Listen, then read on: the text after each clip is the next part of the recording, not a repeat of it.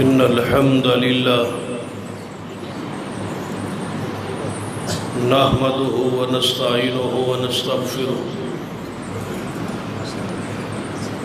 ونعوذ بالله من شرور أنفسنا ومن سيئات أعمالنا من يهد الله فلا مضل له ومن يضلل فلا هادي له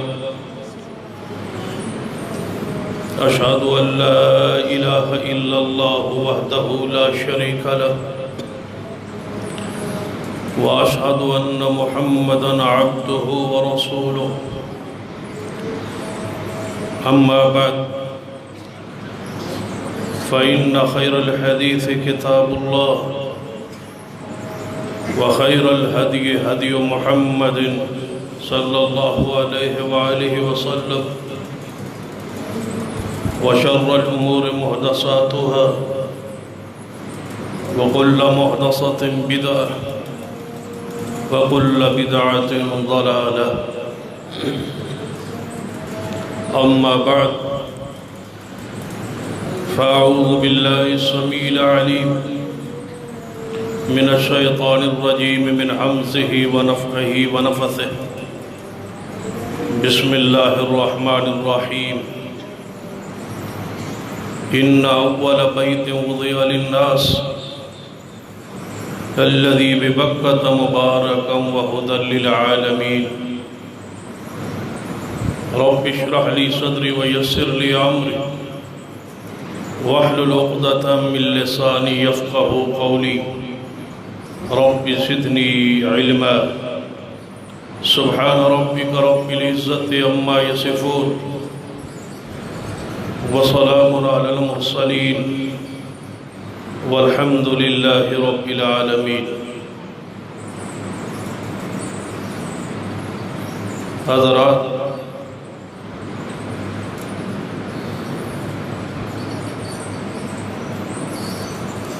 زمین بننے سے پہلے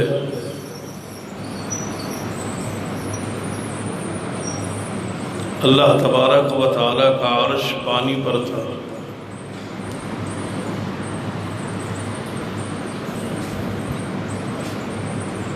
زمین کو بچھایا گیا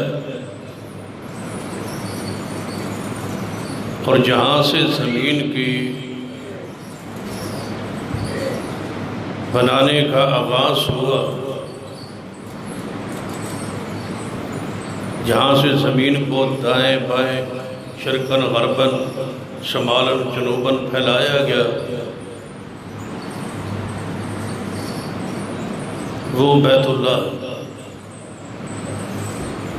اس لیے اسے کعبہ کہا جاتا کہ پوری زمین کی وہ دونی ہے، ناف درمیان ہے۔ زمین بنانے کے بعد اللہ تبارک و تعالیٰ نے اپنا عرش کو ساری مخلوق سے بلند کر دیا، اور اس عرش پر جیسے اس کی شان کے لائق ہے وہ مستوی ہوا، بلند ہوا۔ جس گھر کا ہم طواف کرتے ہیں، لکھا ہے مفسرین و محدثین نے کہ یہیں اللہ کا عرش تھا، اس لیے اسے بیت اللہ کہا جاتا، کعبۃ اللہ کہا جاتا۔ گویا رب نے زمین بنانے سے پہلے جس جگہ کا انتخاب کیا وہ اپنا گھر ہے، وہ بیت اللہ ہے، وہ مسجد ہے۔ ساری زمین بنانے سے پہلے جس جگہ کو بنایا گیا، ان اول بیت وضع للناس،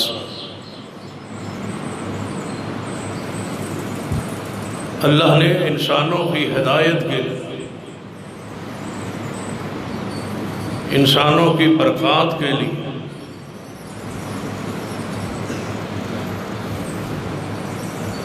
بیت اللہ کو اپنا گھر ٹھہرایا۔ گویا سب سے پہلے اللہ تبارک و تعالیٰ یہ واضح کرنا چاہتا ہے کہ ہدایت اور برکت جب بھی آپ کو نصیب ہوگی وہ اللہ کے گھر سے نصیب ہوگی۔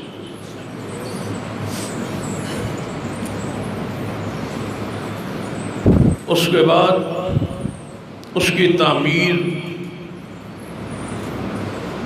کا آغاز فرشتوں نے کیا۔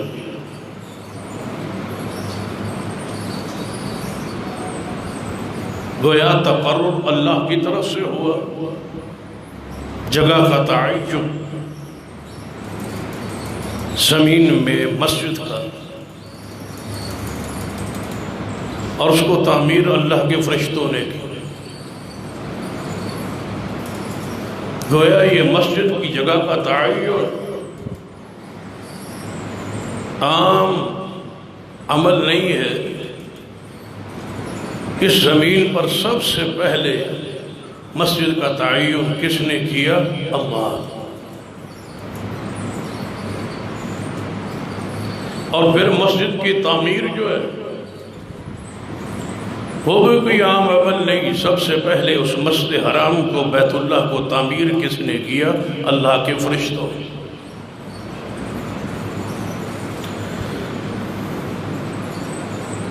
پھر جب طوفان نوح میں پوری زمین پر مکانات، یہ سب کچھ عمارتیں گر گئی، اثر نو اس کو تعمیر کرنے کے لیے جس شخصیت کا انتخاب ہوا وہ سیدنا ابراہیم خلیل اللہ علیہ السلام۔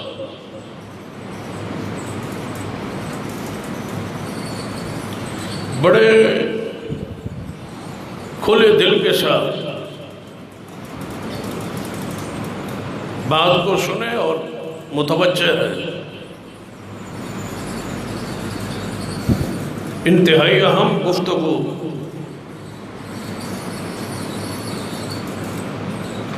موجودہ حالات کی روشنی میں مسجد کی اہمیت و فضیلت کے حوالے سے ہی آپ کے سامنے رکھوں، اور ان لوگوں کو دعوت خیر دوں گا جنہوں نے اس مسجد کو گرانے کا منصوبہ یا فکر یا دل و دماغ میں یہ بات آئی اور پھر وہ چلے اور آئے اور اس مسجد کو گرانے شروع کیا۔ وہ اپنے کردار اپنے عمل پہ غور کرو اور ان لوگوں کو شاباش اور شکریہ ادا کروں گا کہ انتہائی مبارک ہیں وہ لوگ جن کی کوشش اور محنت سے یہ مسجد گرنے سے پوری طرح محفوظ رہی اور اس کے دفاع کہ یہ جگہ جو ہے حکومت کی ملکیت ہوتی، لہذا یہاں مسجد نہیں بن سکتی۔ میں سوال کرتا ہوں بڑے پیار اور محبت سے کہ کسی محلے میں جو جگہ سرکاری ہوتی ہے وہ ہوتی کس لیے ہے؟ وہاں کے رہائشی اور مکینوں کی سہولیات اور ضروریات پورا کرنے کے لیے، اس کے علاوہ اس کا کوئی دوسرا مقصد نہیں ہوتا۔ اگر داری میں شامل، فرائض میں شامل ہے، قرآنی نص موجود ہے، الذین مکناہم فی الارض مار دیتا ہے، تو پہلی ذمہ داری کیا ہے؟ اقام الصلاۃ، کہ وہ نظام نماز قائم کرتا ہے، مساجد قائم کرتا ہے۔ یہ حکومت کی ذمہ داری میں، فرائض میں شامل اور داخل ہے۔ لیکن آئیے، دو کردار ہیں، ایک گرانے والوں کا ہے، ایک بنانے والوں کا ہے۔ دونوں اپنے اپنے نصیب پہ، دونوں اپنی فضیلت پر ذرا غور کریں کہ دونوں کی حیثیت کیا ہے، مقام کیا ہے۔ شریعت کی نگاہ میں دیکھنا، سیدنا ابراہیم علیہ السلام کو حکم ہوا بیت اللہ کو تعمیر کیجیے، میرے گھر کو تعمیر کیجیے، اور تعمیر سے پہلے وہاں پیچھے کو ہٹے تو سیدہ حاجرہ علیہ السلام نے اپنے اور اپنے بیٹے کو دیکھا کہ جنگل میں چھوڑ کے میرا شوہر اللہ کا خلیل جا رہا ہے۔ پوچھنے کی جسارت کی، اے خلیل اللہ علیہ السلام کہاں جا رہے ہو؟ یہاں جنگل میں ہمیں چھوڑ کے کہاں جا رہے ہو؟ کوئی آواز جواب نہ دیا، پھر پوچھا، جواب نہ دیا، تیسری مرتبہ انداز سے سوال بدلا، اے خلیل اللہ کہیں اللہ کا حکم تو نہیں ہے؟ فرمایا ہاں، اشارہ کیا، اپنی انگلی کھا کہ ہاں اللہ کا حکم ہے۔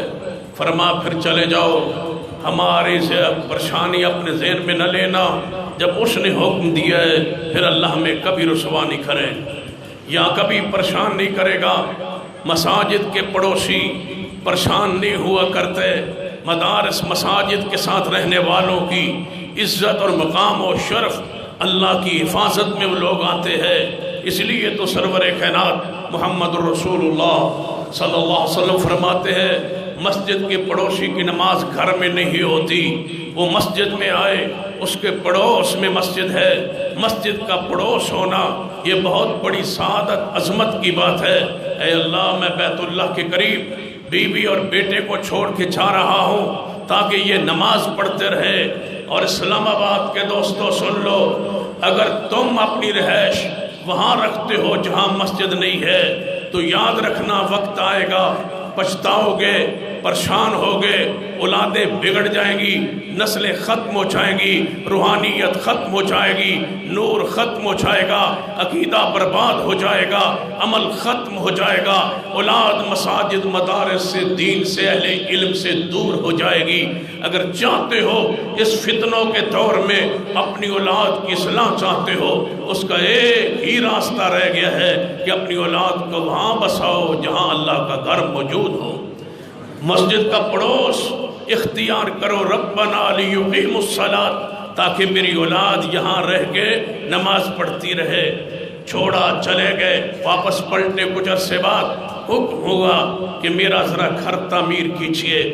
تعمیر کے لیے باپ و بیٹا اکٹھے ہیں، ایک مستری کا کام اور دوسرا مزدور کا کام، ایک پتھر لگانے والا، دوسرا پتھر لانے والا، ایک ابراہیم ہے، ایک اسماعیل ہے۔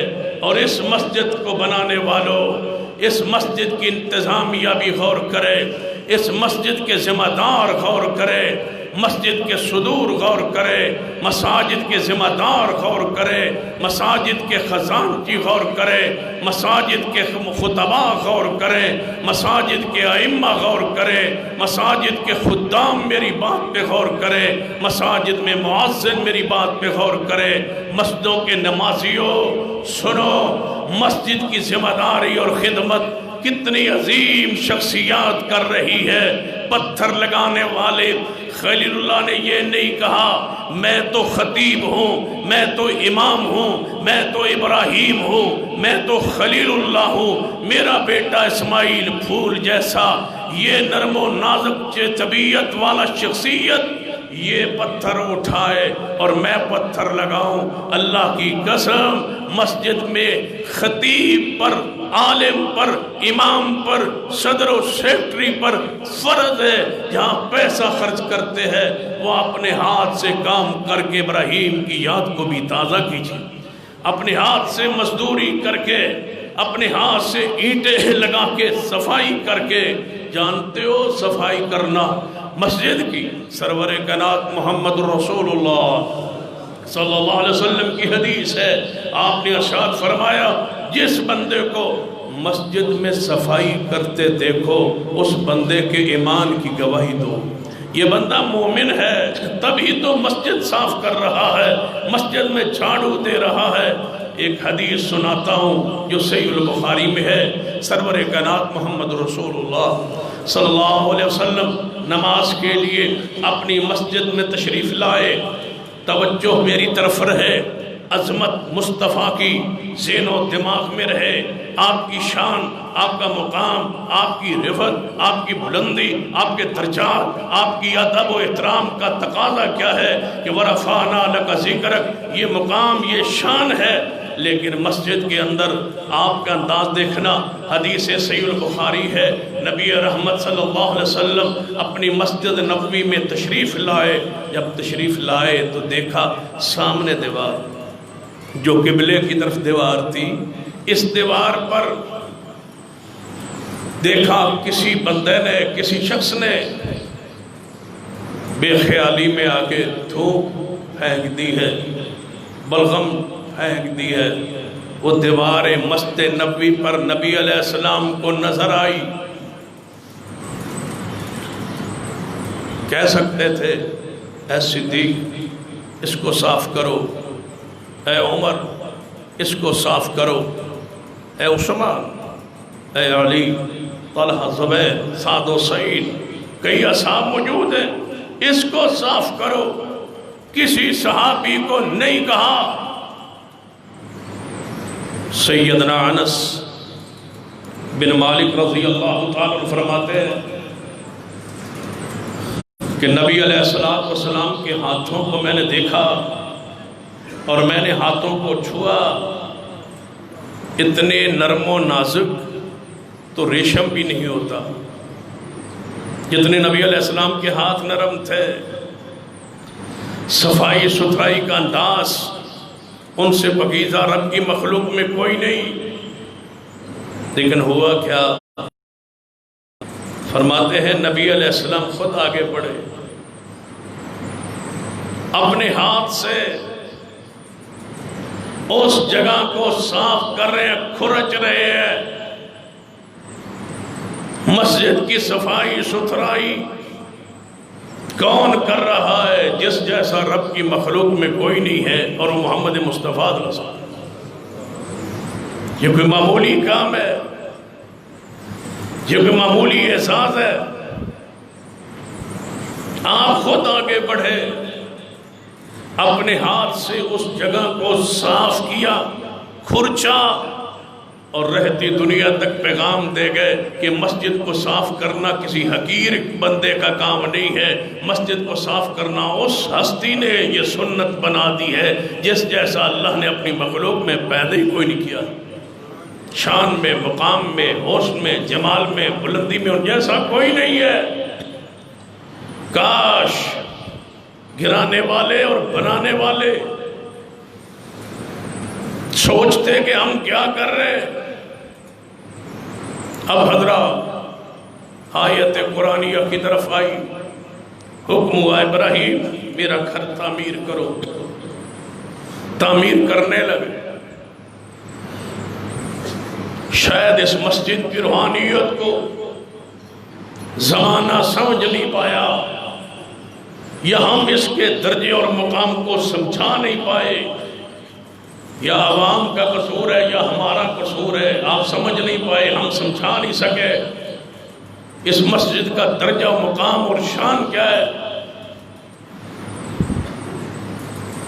ابراہیم و خلیل کو حکم ہوا بناؤ، مزدور لا سکتے تھے، کوئی اور بندہ لا سکتے تھے، نہیں لایا، خود تعمیر شروع کی۔ اور جب تعمیر شروع کی تو مسجد بنانے والوں کا ذکر اس انداز میں قرآن نے کیا، وَإِذْ يَرْفَعُ إِبْرَاهِيمُ الْقَوَاعِدَ مِنَ الْبَيْتِ وَإِسْمَاعِيلُ، جب ابراہیم و اسماعیل علیہ السلام بیت اللہ کی دیواروں کو اٹھا رہے تھے،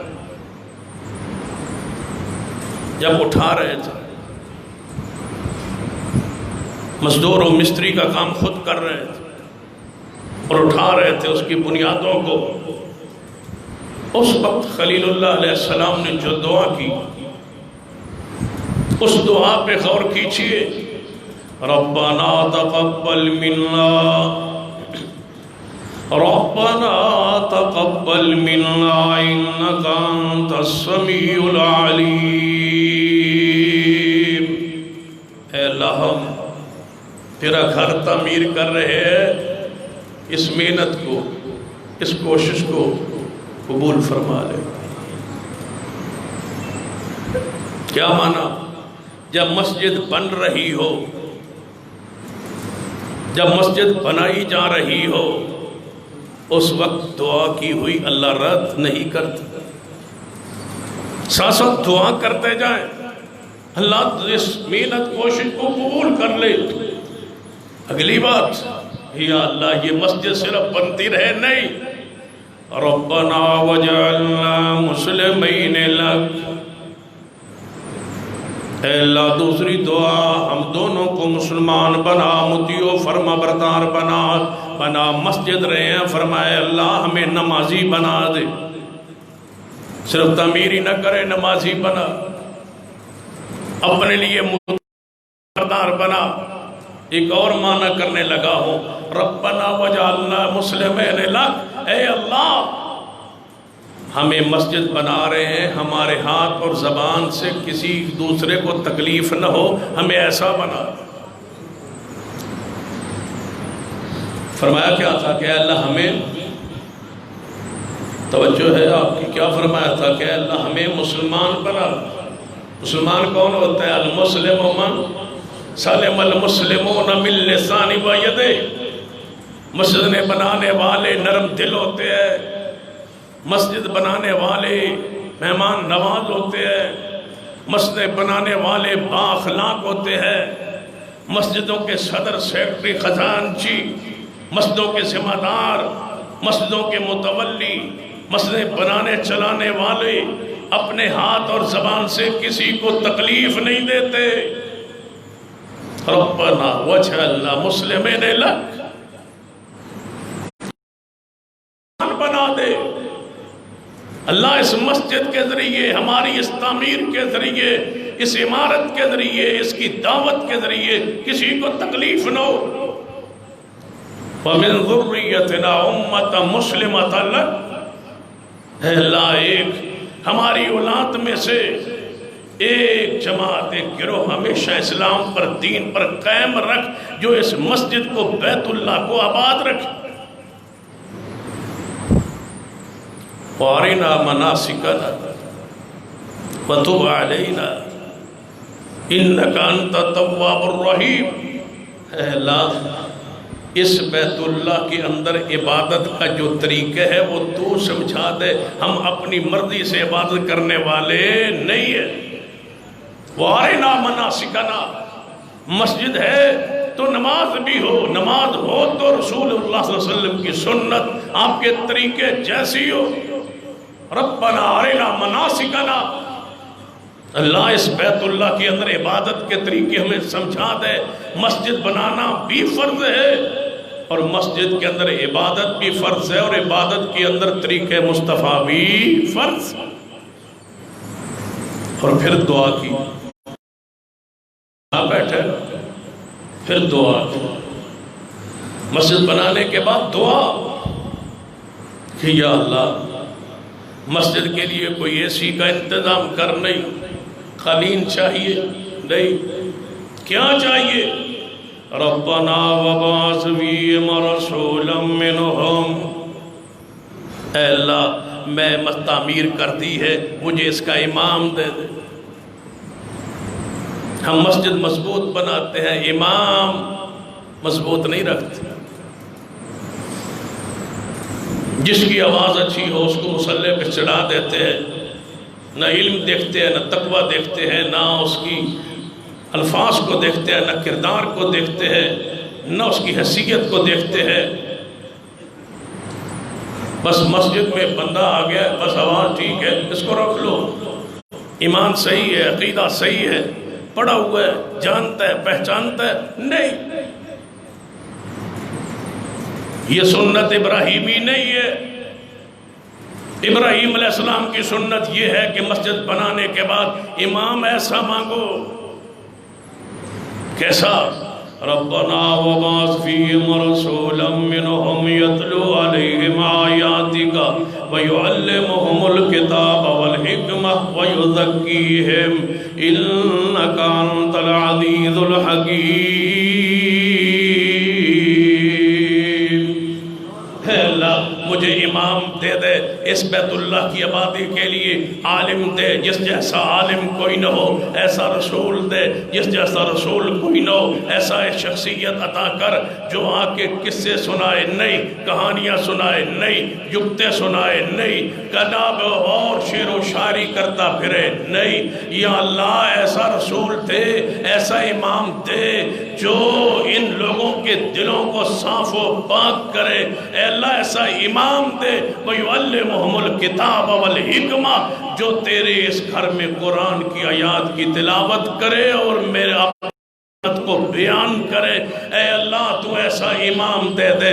بتلاؤ ابراہیم علیہ السلام نے جو مانگا، جیسا مانگا ویسے ہی اللہ نے دیا۔ کیا مانا؟ مسجد بنا کے جو دعا مانگو، جیسے مانگو ویسے اللہ قبول کرتا ہے۔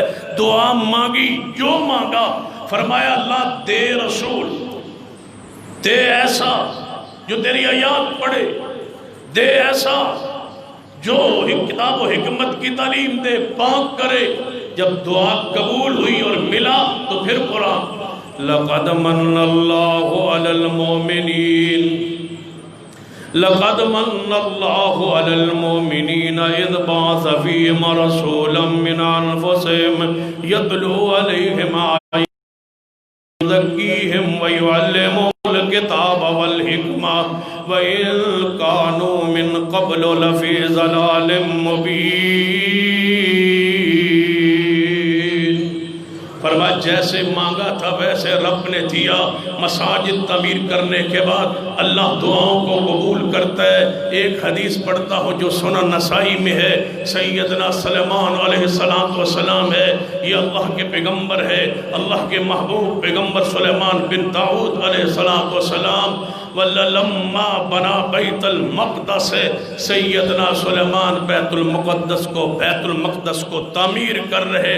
جب تعمیر کر بیٹھے تو فرمایا میرے اللہ میں تجھ سے 3 دعائیں کرتا ہوں، کیونکہ میں نے تیرا گھر بنایا ہے نا، مسجد بنائی ہے، مسجد اقصیٰ کو بنایا ہے، اب میں تجھ سے 3 دعائیں کرنا چاہتا ہوں۔ میرا حق ہے کہ تم میری دعا کو قبول کرو۔ مساجد بنانے والوں اللہ کے سامنے ہاتھ پھیلایا کرو، اللہ کی قسم مسجد تعمیر کے بعد اللہ تمہاری دعا کو قبول کر لے گا۔ یہ دعا ابراہیم تھی بیت اللہ کی تعمیر کے بعد، جیسے مانگی ویسے ملا۔ اب دوسرے پیغمبر کی دعا، سلیمان علیہ السلام بیت المقدس کو بنانے کے بعد دعا کے لیے ہاتھ اٹھائے اور 3 دعائیں مانگی۔ پہلی دعا فرماتے ہیں میرے اللہ بیت المقدس کو تعمیر کر دیا، میرا حق بنتا ہے تو میری دعا قبول کرے۔ میری پہلی دعا ہے اللہ میں جو فیصلہ کروں صحیح کروں۔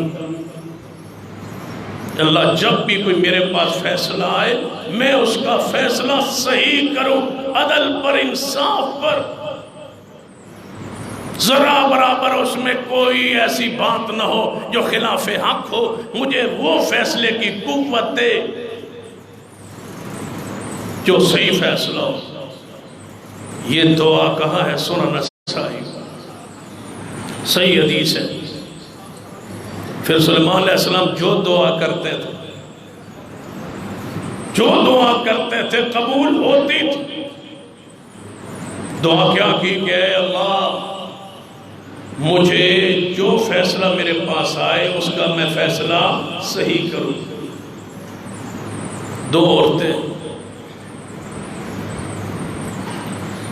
دونوں کے چھوٹے چھوٹے بچے، تاکہ آپ کو سمجھے کہ صرف مانگا ہی نہیں، جو مانگا ہے ملا ہے۔ دونوں نے اپنے اپنے بچے رکھے زمین پہ، کپڑے پہ لٹائے، اپنے خیال میں عورتیں ہوئی۔ بھیڑیا آیا، ایک کے بچے کو اٹھا کے لے۔ بچے چھوٹے تھے، چند دن کے۔ اب دونوں عورتوں میں جھگڑا ہوا۔ ایک نے کہا یہ بچہ میرا ہے، دوسری نے کہا نہیں یہ میرا ہے۔ اختلاف ہوا، تیرا بچہ بھیڑیا لے گیا، میرا بچہ، اس نے کہا نہیں میرا۔ کہتی ہیں آؤ داؤد علیہ السلام کے پاس فیصلہ کرواتے۔ داؤد علیہ السلام کے پاس جب یہ دونوں عورتیں آئیں، آپ نے دونوں کی بات سنی۔ ایک عمر میں بڑی تھی، دوسری عمر میں چھوٹی تھی۔ جو بڑی تھی نا وہ بڑی ہی تھی، زبان میں تھوڑی سی، ہر لحاظ سے پختہ۔ اس نے بات ایسی پیش کی، کیس ایسا پیش کیا کہ داؤد علیہ السلام نے سمجھا کہ یہ بچہ اس عورت کا ہے۔ فرمایا تو لے جا، یہ تیرا ہے، تیرا کیس ہی بڑا مؤثر ہے۔ جب لے کے بچہ وہ باہر نکلا، آگے وہ شخصیت بیٹھی تھی جن کی دعا تھی اللہ جو میں تجھ سے دعا کرتا ہوں کہ اللہ جو فیصلہ کروں صحیح کروں۔ باہر نکلی، پوچھا تم اندر گئی تھی، تمہارا جھگڑا تھا، حل ہوا؟ جی بیٹا مجھے مل گیا۔ جس کا تھا وہ رو رہی، کہتا ہے مجھے نہیں، وہ کہتی ہے مجھے نہیں ملا۔ فرمایا اگر میں فیصلہ کر دوں؟ فرمایا آپ کر دیں۔ سلیمان علیہ السلام نے دونوں کی بات کو سنا۔ فرمایا تو کہتی ہے میرا ہے، یہ کہتی ہے میرا ہے۔ بات تو تجھے بہت اچھا انداز ہے پیش کرنے کا، میرے باپ نے تیری بات سے متاثر ہو کے فیصلہ کر دیا ہے، لیکن میں فیصلے سے کچھ اختلاف ہے، اگر کہو تو میں فیصلہ کروں؟ جی کرو۔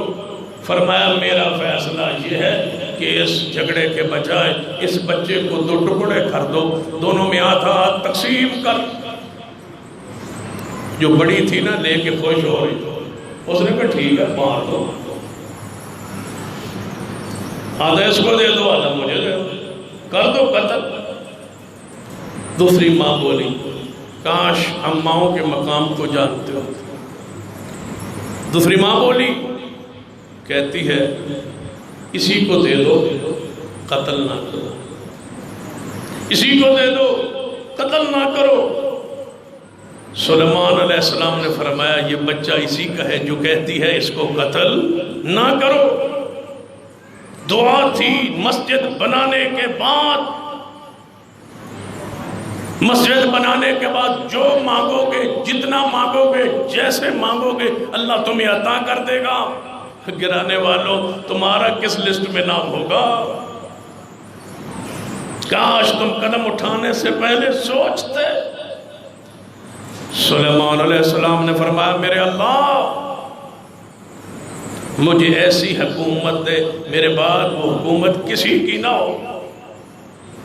دعا قبول ہو۔ نبی علیہ السلام نماز پڑھ رہے تھے، سامنے ستون تھا، نماز پڑھ رہے، سامنے سے جن شیطان گزرا، نبی علیہ السلام اس کو پکڑنا چاہا، فرمایا میرے صحابہ میں نے اس کو پکڑنا چاہا، پکڑ کے میرا دل چاہتا تھا میں اس کو باندھ دوں، وہ میری نماز میں خیالات ادھر ادھر لے جانے کی کوشش کر رہا تھا، میں اس کو باندھنا چاہتا تھا لیکن اس لیے نہیں باندھا، مجھے سلیمان علیہ السلام کی دعا یاد آ گئی کہ میرے جیسی کسی کی حکومت نہ ہو، جن ان کے تابع تھے۔ کن کے تابع تھے؟ سلیمان علیہ السلام۔ اب تو آپ کو اسلام آباد بھی بہت سارے مل جائیں گے جن کے جن تابع۔ نبی علیہ السلام نے تو فرمایا کہ میں نہیں پکڑتا تاکہ دعائے سلیمان میں یہ خاص ہے ان کا کہ جن ان کے تابع تھے ان کے ایسی کسی کی حکومت نہیں ہوگی۔ جو کہتے ہیں میرے جنات تابع ہیں وہ آج بھی جھوٹ بولتا ہے، مکر کرتا ہے، امت کا مال کھاتا ہے، امت کو تباہ کرتا ہے، برباد کرتا ہے، امت کی عزتوں کو لوٹتا ہے اور کہتا ہے میرے پاس جنات ہیں، موکل ہیں اور بڑے پرانے جنات ہیں، سب کچھ جھوٹ بولتا ہے۔ رب کی زمین پر کوئی ایسا سلیمان علیہ السلام کے علاوہ آیا ہی نہیں جس کے جنات تابع ہو۔ یہ حکومت سلیمان پیغمبر کی ہے، یہ خاصہ سلیمان پیغمبر کا ہے۔ لیکن ایک فرق ضرور بیان کروں، سلیمان علیہ السلام کے جن تابع تھے، تابع ہو کے تابع تھے، تابع ہونے کی وجہ سے بات مانتے تھے۔ میرے پیغمبر علیہ السلام کے پاس خود آ کے میرے محمد کے غلام بنتے تھے، خود آتے تھے، پڑھتے تھے، سیکھتے تھے۔ سورہ جن موجود ہے قرآن میں۔ تابع ہونے کا، موکل ہونے کا کسی کا دعویٰ ہے تو وہ قرآن و سنت سے اس دعوے کو ثابت کرے۔ تیسری دعا بیت المقدس بنانے کے بعد تیسری دعا فرمایا میرے اللہ میں نے مسجد بنا دی، مسجد اقصی بنا دی، اے اللہ میں نے مسجد اقصی بنا دی، میں دعا کرتا ہوں جو اس مسجد کی طرف چل گیا ہے، اے اللہ میں دعا کرتا ہوں میں نے مسجد اقصی بنا دی۔ اور یقیناً یہ حدیث پاک ایسی عظیم حدیث ہے جو آج تک آپ نے مسجد اقصی کی فضیلت میں یہ نہیں سنی ہوگی۔ سنن نسائی کی یہ حدیث ہے، سیدنا سلیمان دعا کر رہے ہیں، فرماتے ہیں میرے اللہ میں دعا کرتا ہوں یہ مسجد میں نے بنا دی، جو بندہ بھی ارادہ کر کے نیت کر کے خالص نماز پڑھنے کے لیے آئے، مسجد اقصی میں میری بنائی ہوئی مسجد میں نماز پڑھنے کے لیے آئے، جو ہی وہ نماز پڑھ کے مسجد سے باہر نکلے اس کو گناہوں سے ایسے صاف کر دے جیسے آج ماں کے پیٹ سے پیدا ہوا ہے۔ اللہ اس مسجد میں نماز پڑھنے والوں کو گناہوں کو صاف کر دے۔ یہاں تو نماز پڑھنے والوں کے گناہ صاف ہوتے تھے، تم نے مسجد کو گرا کے بتاؤ اپنے اعمال نامے میں لکھوایا کیا؟ لیکن اس طرح کیا سکتے ہو کہ یہ دب جائیں گے، یہ جھک جائیں گے؟ یہ سلسلہ انشاءاللہ یہ غیرت کا، یہ قوت کا انشاءاللہ جاری رہے، اور جب تک جماعت اعلان نہ کرے آپ ہر جمعے اسی ذوق شوق سے آتے رہیں گے انشاءاللہ۔ علماء کرام مختلف آتے رہیں گے، آپ کو خطابات سناتے رہیں گے، آپ جرت اور ہمت کے ساتھ مسلکی اور منہجی اسلام اور دین کی خدمت سمجھتے ہوئے آپ ہر جمعے انشاءاللہ اسی ذوق شوق کے ساتھ آتے رہیں گے انشاءاللہ۔ اپنی قوت جاگنے کا وقت، حالانکہ بڑے ساتھیوں نے بہت دفعہ کہا جمعے کا، لیکن میں نے جمعہ نہیں دیا آج تک، لیکن حضرت علامہ پروفیسر ساجد میر حفظ اللہ کا حکم ہوا کہ آپ نے جمعہ وہاں پڑھا تو میں حاضر ہو گیا، اور انشاءاللہ خطبہ کرام علماء کرام آگے بھی خطبات میں آتے رہیں گے انشاءاللہ، اور اس مسجد کے لیے انشاءاللہ جب بھی ہمیں آواز آئی انشاءاللہ ہم پیچھے نہیں ہٹیں گے۔ حدیث پاک کو سن لیں، خضر سلیمان علیہ السلام کی دعا، اور بتایا مساجد کی حیثیت اور مقام کیا ہے۔ میرے اور آپ کے پیر و مرشد جناب محمد صلی اللہ علیہ وسلم جامع ترمذی کی حدیث ہے، ابن عباس رضی اللہ عنہ راوی ہیں، فرماتے ہیں نبی علیہ السلام فرماتے ہیں میں نے خواب میں اپنے اللہ کو دیکھا، خواب میں رأیت فی المنام، میں نے اللہ کو ایسی صورت پیاری بھی دیکھا، بہت زیادہ خوبصورت۔ جب محمد مصطفیٰ کہیں بہت زیادہ خوبصورت، بتلاؤ وہ کتنا خوبصورت ہوگا۔ اللہ کو دیکھا، اہل و سنہ کا اجماع ہے اس بات پر، محدثین کا، کہ دنیاوی آنکھ سے کسی نے رب کو دیکھا نہیں، اہل ایمان جنت میں دیکھیں گے، خواب میں دل کی آنکھ کے ساتھ محمد مصطفیٰ نے اپنے رب کو دیکھا۔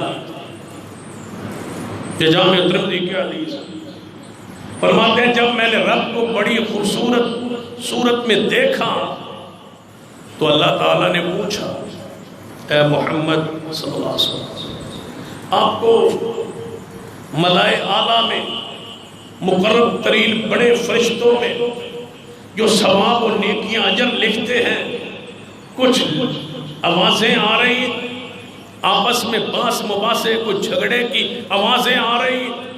نبی علیہ السلام نے فرمایا میرے اللہ مجھے کوئی آواز نہیں آ رہی۔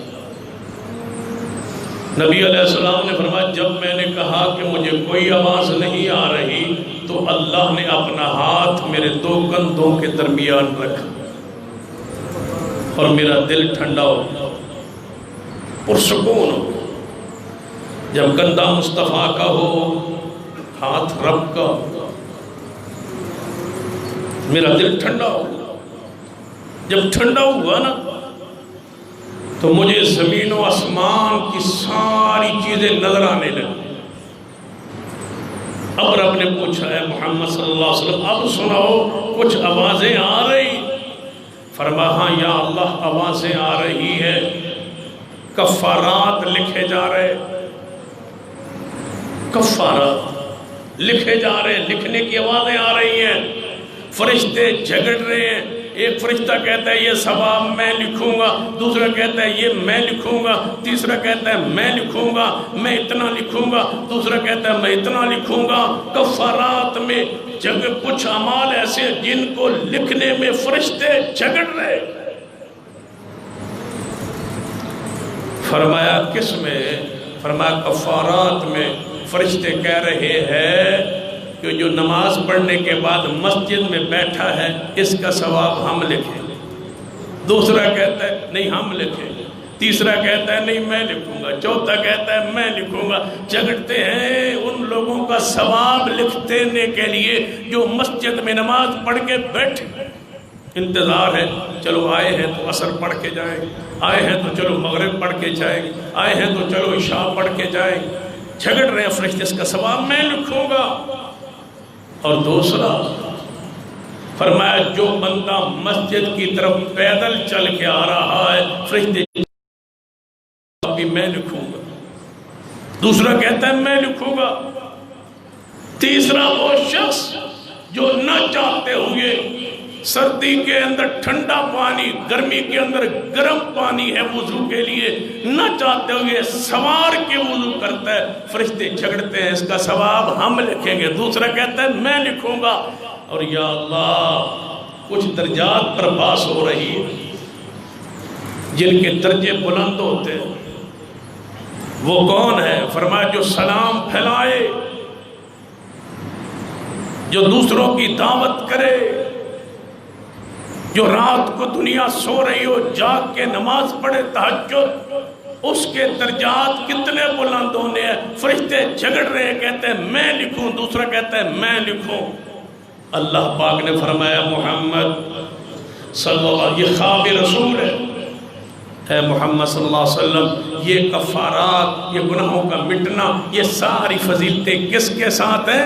مسجد کے ساتھ۔ فرمایا محمد صلی اللہ علیہ وسلم ایک دعا میں آپ کو سکھاتا ہوں، وہ نماز میں پڑھا کرو۔ خواب کس کی ہو؟ محمد مصطفیٰ کی، سکھلانے والا کون ہو؟ اللہ۔ فرمایا یہ دعا پڑھا کرو، اللہم انی اسألک فعل الخیرات و ترک المنکرات و حب المساکین۔ اے اللہ میں تجھے اچھے کام کرنے کی سوال کرتا ہوں، مجھے توفیق دے میں اچھے کام کروں۔ اے اللہ مجھے توفیق دے میں برے کاموں سے رک جاؤں۔ اے اللہ مجھے توفیق دے میں مسکینوں کے ساتھ محبت کروں۔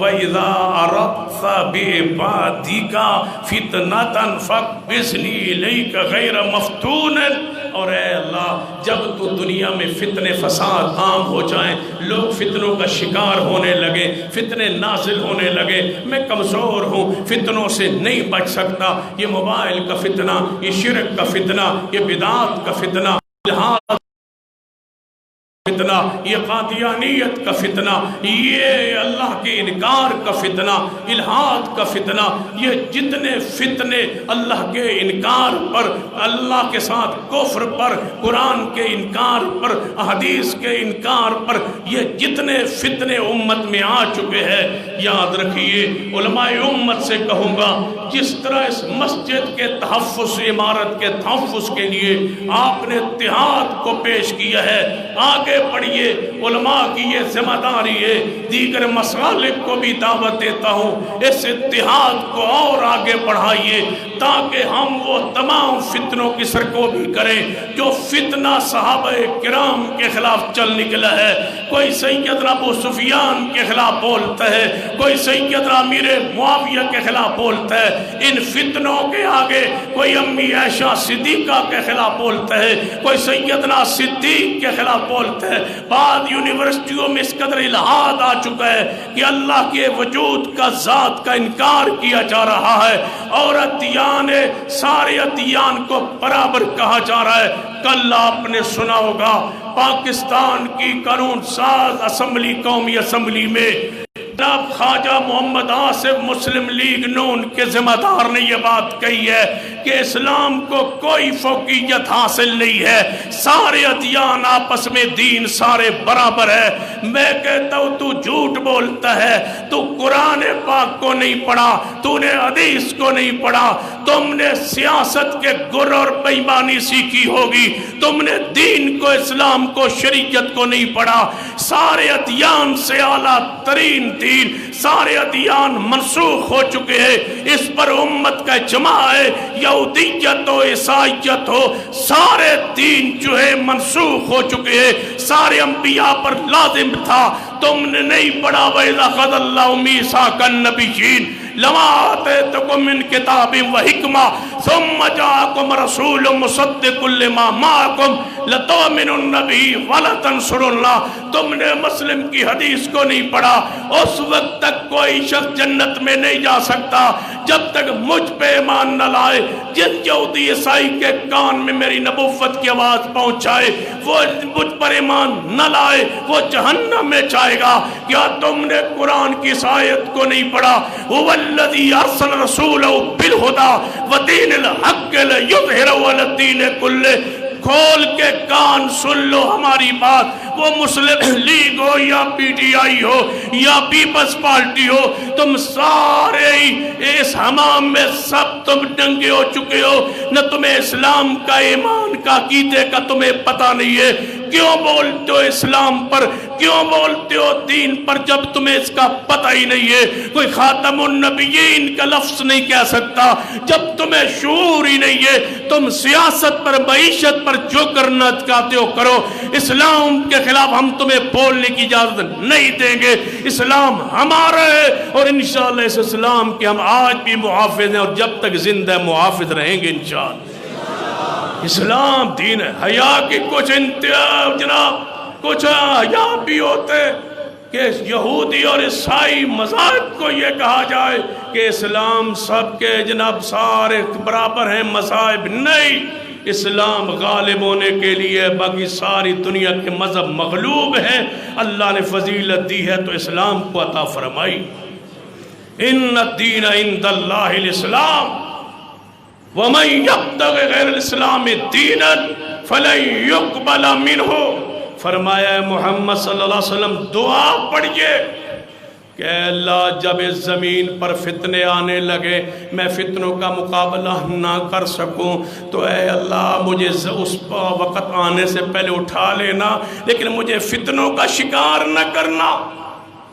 آخری حدیث سناتا ہوں، سرور کائنات محمد الرسول اللہ صلی اللہ علیہ وسلم کی حدیث، سیدنا طلق بن علی رضی اللہ تعالیٰ عنہ صحابی رسول ہے، اور یہ وہ صحابی ہیں جو عیسائیت سے مسلمان ہوئے۔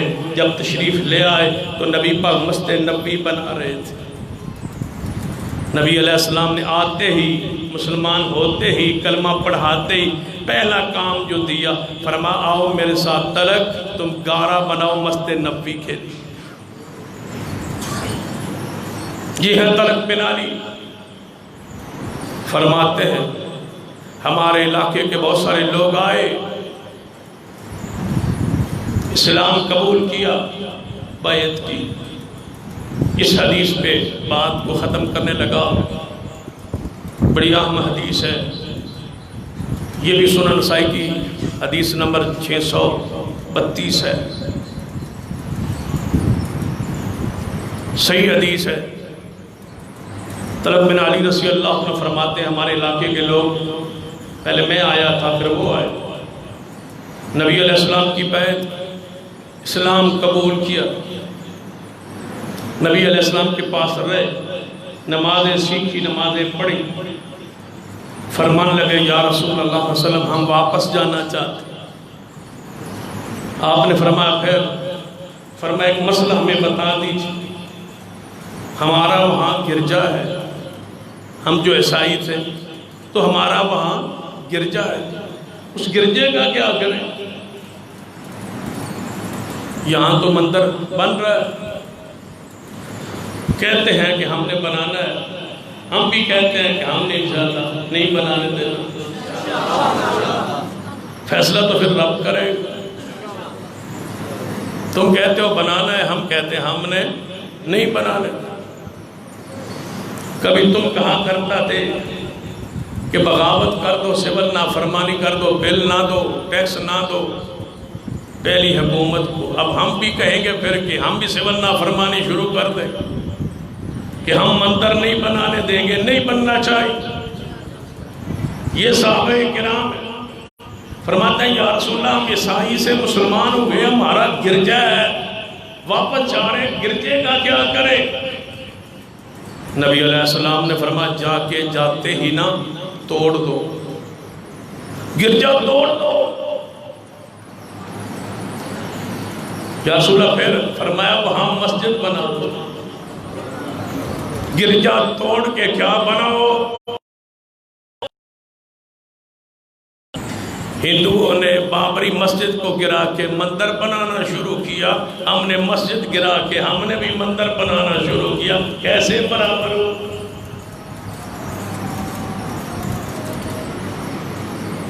فرمایا گرجے کو گرا دو۔ یاد رکھو تم تو کہتے ہو نا کہ کوئی منع نہیں ہے، مجھ سے پوچھو یہ جو عیسائیوں کی گرجے کے اوپر صلیب کا نشان بنایا ہوا ہے، جانتے ہو اس صلیب کے نشان کا کیا معنی ہے؟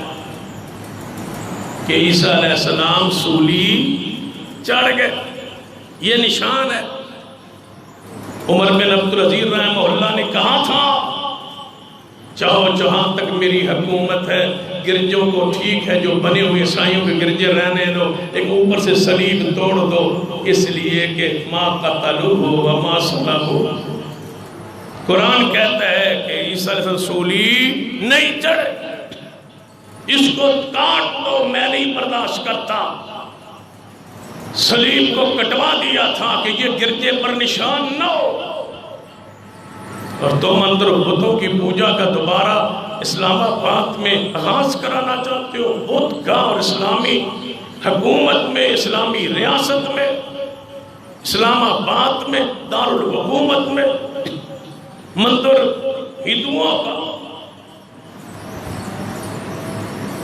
سن لیجئے، فرمایا جاؤ گرا دو۔ فرمایا یا رسول اللہ صلی اللہ علیہ وسلم ہم چاہتے ہیں اس کا افتتاح کوئی بنیاد مسجد کی آپ رکھے۔ کچھ آپ نے فرمایا لازمی بات ہے، دوسرا ملک ہے، وہاں تو میں آ نہیں سکتا، میں تجھے پانی دیتا ہوں، یہ پانی لے جاؤ۔ پانی لے کے ایک برتن میں پانی ڈال لیا، نبی علیہ السلام نے وضو کیا، وضو کے درمیان کلی کی، کلی اور وضو کا پانی اس برتن میں ڈال کے دیا، فرمایا جاؤ مسجد کی بنیادوں میں محمد کا یہ استعمال کی وہ پانی ڈال دینا، جاؤ یہ پانی لے۔ صحابہ اکرام فرمان لگے یا رسول اللہ صلی اللہ علیہ وسلم سفر لمبا ہے، گرمی کی شدت ہے، اور یہ جو پانی ہے تھوڑا ہے، یہ تو راستے میں خشک ہو جائے گا، سوکھ جائے گا، ہم تو جائیں گے تو یہ پانی بوتل میں یا اس برتن میں ہوگا ہی نہیں، تو پھر ہم کیا کریں؟ زیادہ پانی دینا۔ آپ نے فرمایا میرے صحابہ جہاں جہاں جاتے جاؤ، جہاں رکتے جاؤ، جہاں کھانا پینے کے لیے رکو، اس میں تھوڑا سا پانی اور ڈالیں، پانی ڈالتے جانا، ڈالتے جانا۔ یا رسول اللہ وہاں تک جاتے ہوئے دوسرے ملک میں علاقے میں پانی اور ڈالتے ڈالتے ڈالتے تمہارا جو دم برکت والا پانی ہے وہ تو تھوڑا اور وہ زیادہ، برکت کتنی ساری رہ جائے۔ یہاں لکھا ہے محدثین نے کہ زمزم کے پانی میں اور پانی ڈالنے سے زمزم کے پانی کی برکت ختم نہیں ہوتی بلکہ بڑھتی ہے، بڑھتی ہے۔ فرمایا جب وہ پانی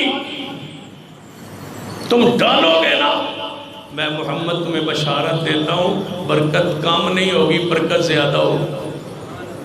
وہ لے گئے، جہاں کے کرچے کو توڑا، پانی محبوب کا چھڑکا، مسجد کی بنیاد رکھی، مسجد کو بنایا، اور بنا کے اذان کے لیے بندہ مسجد پر چڑھا، اذان دی۔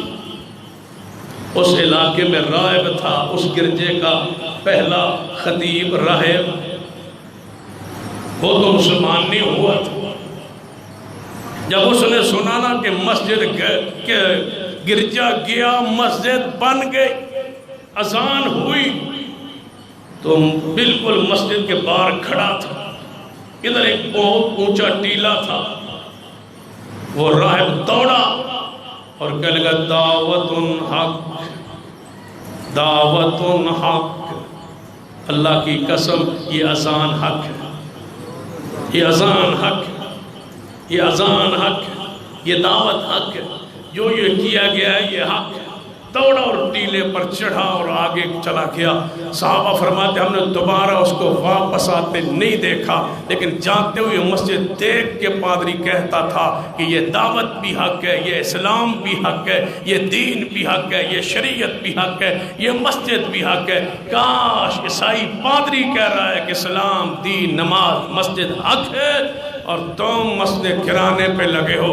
اللہ سے ڈریے، اور انشاءاللہ یہ مساجد کے لیے یہ خوشخبری ہے انشاءاللہ کہ یہ مساجد جنت کی کیاریاں، جنت کے باغات ہیں، اور انشاءاللہ ہم ان سے چرتے رہیں گے، کھاتے رہیں گے، ان کو نماز قرآن کی تلاوت کے ذریعے آباد کرتے رہیں گے۔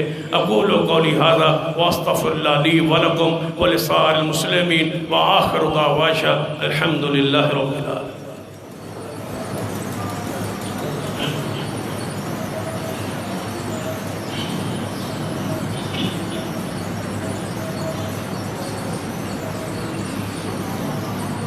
حضرات حدیث ہے من بنا للہ مسجدا بنا اللہ لہ بیتا فی الجنہ، جو اللہ کے لیے مسجد بناتا ہے اللہ اس کے لیے جنت میں محل بناتا ہے۔ دوسری حدیث میں ہے جو چڑیا یا کبوتر فاختہ کے گھونسلے کے برابر مسجد بناتا ہے اللہ اس کا بھی جنت میں گھر بناتا ہے۔ تو اس کا کیا معنی ہے فاختہ کا اور چڑیا کا؟ چڑیا کے گھونسلہ جو ہوتا ہے وہ تو بالکل چھوٹا سا ہوتا ہے کبوتر کا، اس کے برابر مسجد اگر بنا دی جائے تو کوئی بندہ اس میں نماز نہیں پڑھ سکتا۔ تو یہ پھر کیا معنی ہے اس کا؟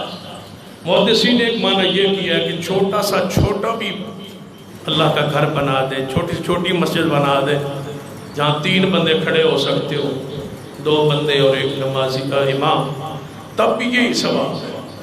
اور بعض محدثین نے یہ لکھا ہے کہ جو فاختہ کا کبوتر کا گھونسلہ ہے نا، اس کو اگر ناپ لے تو یہ 1 اینٹ اس میں کھڑی ہو سکتی ہے، 1 اینٹ اس میں کھڑی ہو سکتی ہے۔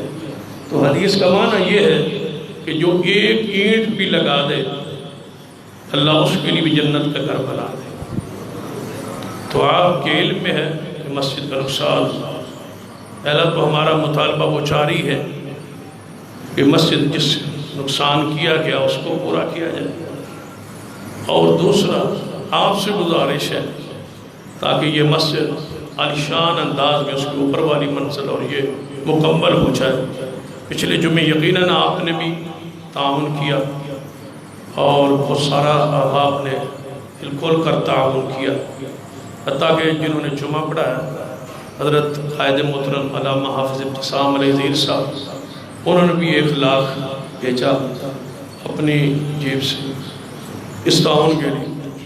تو اب یہ مجھے بتایا گیا کہ حافظ صاحب نے بھی، جب میں ممبر میں چڑھ رہا تھا محترم حاجی رفیق صاحب بتلا رہے تھے کہ حافظ صاحب نے بھی تعاون کیا ہے، بھیجا ہے۔ تو اس کا مطلب کیا تھا کہ آپ بھی پڑھا رہے ہیں تو آپ بھی بھیجیں۔ اس کا مطلب میں تو یہی سمجھا وہ تعویل اچھی کی ہے، تو انشاءاللہ جتنا انہوں نے بھیجا ہے اتنا میں بھی بھیجوں گا۔ آپ ذرا محبت فرمائیں، آپ کی ذرا شفقت فرمائیں کہ آپ تعاون کریں تاکہ اس مسجد کی یہ جو کام باقی ہے یہ پورا ہو جائے اور آپ کے لیے صدقہ جاریہ بن جائے۔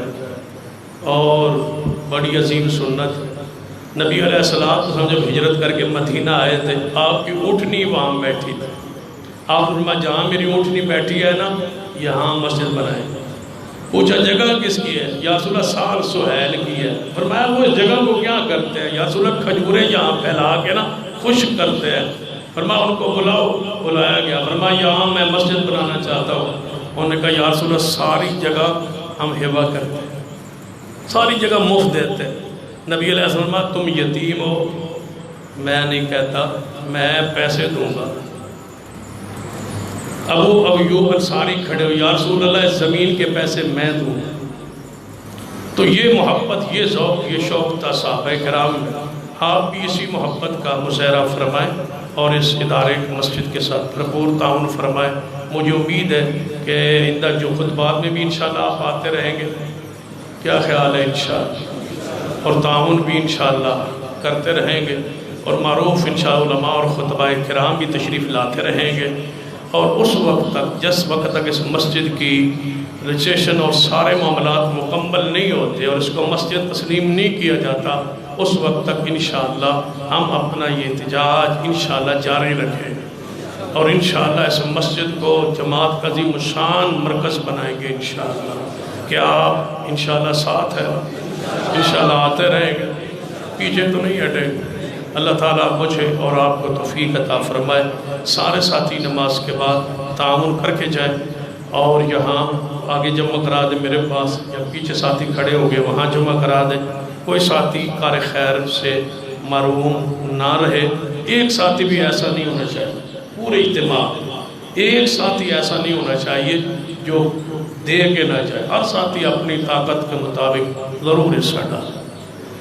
ان الحمد للہ نحمده ونستعینه ونستغفره ونعوذ باللہ من شرور انفسنا ومن سیئات اعمالنا، من يهد الله فلا مضل له ومن يضلل فلا هادي له، اشهد ان لا اله الا الله وحده لا شريك له واشهد ان محمدا عبده ورسوله، اما بعد فان خير الحديث كتاب الله وخير الهدي هدي محمد صلى الله عليه وسلم وشر الامور محدثاتها وكل محدثة بدعة وكل بدعة ضلالة، اما بعد فاعوذ بالله من الشيطان الرجيم، بسم الله الرحمن الرحيم والعصر إن الإنسان لفي خسر إلا الذين آمنوا وعملوا الصالحات وتواصوا بالحق وتواصوا بالصبر ربنا اغفر لنا ولإخواننا الذين سبقونا بالإيمان ولا تجعل في قلوبنا غلا للذين آمنوا ربنا إنك رؤوف رحيم اللهم اشف مرضانا ومرضى المسلمين اللهم رب اعوذ بالباس رب الناس واشف أنت شافي لا شفاء إلا شفاءك شفاء لا يغادر سقما اللهم اعز الإسلام والمسلمين أعيد ساكر المسلمين اللهم أعز الإسلام والمسلمين اللهم أعيد ساكر المسلمين اللهم إنك عفو تحب العفو فاعف عنا اللهم اسق عبادك وبهائمك وانشر رحمتك واحيي بلدك الميت ربنا اغفر لنا وارحمنا ولوالدينا وللمسلمين وللمسلمات اللهم ارزقنا شفاعة نبيك يوم القيامة اللهم ارزقنا شفاعة نبيك يوم القيامة سبحان ربك رب العزة عما يصفون وسلام على المرسلين والحمد لله رب العالمين.